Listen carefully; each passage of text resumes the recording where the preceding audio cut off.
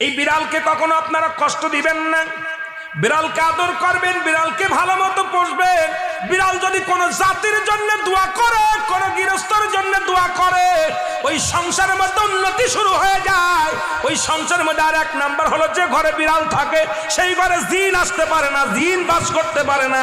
আর একটা ঘোষণা শুনেন, নবীজি বলে গেছেন, যে ঘরের মধ্যে বিড়াল ছানা বাস করে ওই ঘরের মধ্যে জিন জাতি প্রবেশ করতে পারে না। তাহলে ছোট ছোট মাসুম বাচ্চাগুলো যে ঘরের মধ্যে থাকে, মুসলমান অনেক সময় জিনের আশ্রয় পড়ে যায়, অনেক সময় জিনে আসর করে, ওই ঘরের মধ্যে জিনে আসর করে। যে ঘরের মধ্যে বিড়ালকে আদর করে বিড়াল থাকে, ওই ঘরের মধ্যে বিলাই বিড়াল বিড়াল বিলাই বিলাই, এইটা যার ঘরের মধ্যে আছে এই ঘরের মধ্যে দুষ্ট জিনেরা আসতে পারে না। জোরে জোরে চিল্লায়া বলা যাবে না মারহাবা। একবার নবী সুলাইমান আলাইহিস সালাম শুনতে পাইলেন পাশের বাড়িতে একটা কুকুরকে কষ্ট দিয়ে